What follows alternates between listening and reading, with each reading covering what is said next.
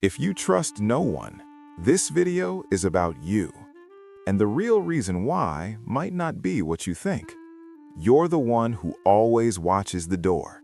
You walk into a room and instantly scan the exits, the moods, the subtle shifts in energy. While other people relax, laugh, and overshare, you stay alert, controlled, aware. It's not that you don't like people. It's not that you're cold or incapable of connection. It's that trust, to you, feels dangerous. And we live in a world that keeps telling you the opposite. Open up, be vulnerable, let people in. But to someone like you, that advice sounds reckless, like being asked to step onto a battlefield without armor. So, you build a fortress. You become great at conversations that feel deep but never actually reveal you. You ask the questions so you don't have to answer them. You listen so intensely that people walk away feeling understood and then realize they know almost nothing about you. You're present everywhere, but emotionally untouchable. And late at night, when everything gets quiet, a question creeps in. Is this wisdom or is this a prison?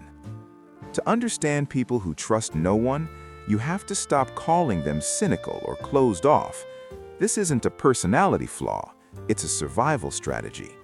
Because mistrust is rarely about what's happening now. It's almost always an echo of what happened before. For a lot of people, it starts early. Maybe you grew up in an environment where love was inconsistent, safe one moment, the unpredictable the next. One day warmth, the next silence. Psychologists call this intermittent reinforcement, and it trains the brain to stay on edge. When you don't know whether a hand is reaching out to comfort you or hurt you, you learn something fast. Safety doesn't come from relying on others. It comes from staying alert. So, you become hyper-aware. You notice tone changes, facial expressions, the pause before someone responds. You can hear anger in footsteps, disappointment in silence. From the outside, you look strong, capable, independent. On the inside, you're exhausted. You handle everything yourself, not because you want to, but because asking for help feels like handing someone a loaded weapon. This is toxic independence, not healthy self-reliance, but a trauma response. If I need nothing, you tell yourself, then no one can take anything from me. And it works. It keeps you safe, but it also keeps you trapped. Because you're constantly running betrayal scenarios in your head. You meet someone new and don't see a potential friend. You see a potential threat. You reply late on purpose. You cancel plans to see who cares. You stay emotionally distant to see who stays. And when people eventually pull back, you nod to yourself and think, "See, I knew it. Everyone leaves."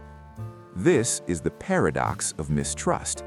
You want safety so badly that you sabotage the only thing that can actually give it to you.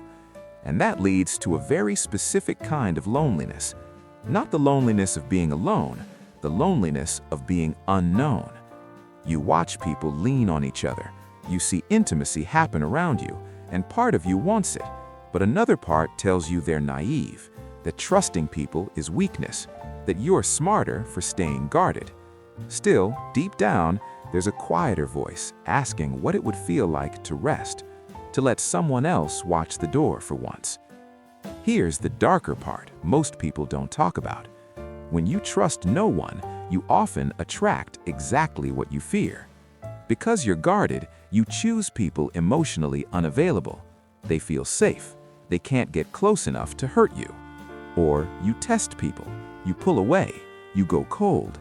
You put up walls just to see who climbs them.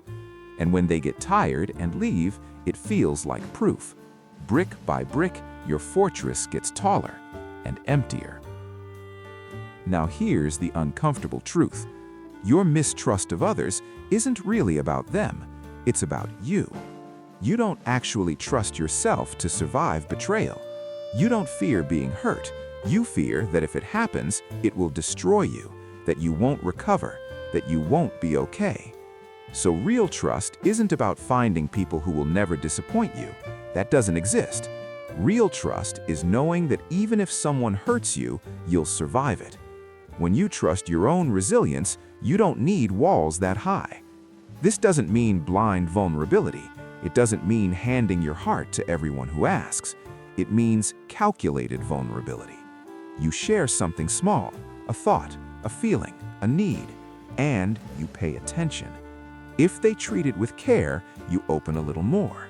If they don't, you step back without anger, without collapsing. Betrayal becomes information, not devastation.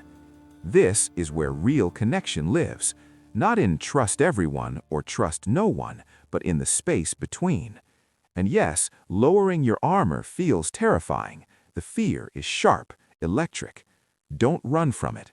That fear means you're alive. Cynicism feels safe, but it's numb. Trust is painful, but it's real.